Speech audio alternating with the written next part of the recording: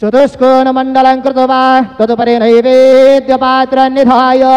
गायत्रीमन्त्रेण पात्रान् सम्प्रोक्ष्य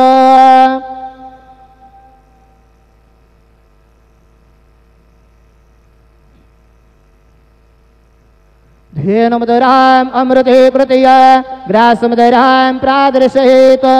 वृदन्तवरदेन परहिंसामि ॐ प्राणाय स्वाहा ॐ अपानाय स्वाहा ॐ व्यानाय स्वाहा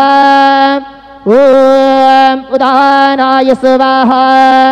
ॐ समानाय स्वाहा ॐ ब्रह्मणे नमः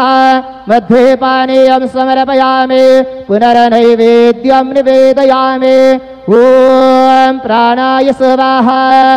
ॐ अपानाय स्वाहा ॐ व्यानाय स्वाहा ॐ उदानाय स्वाहा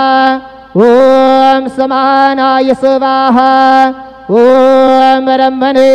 नमः नैवेद्यं निवेदयामि हस्तप्रक्षालनं समर्पयामि मुखप्रक्षालनं समर्पयामि सद्गुरु साईनाथ देवताभ्यो नमः प्रार्थनापूर्वक नमस्कारं करोमि श्री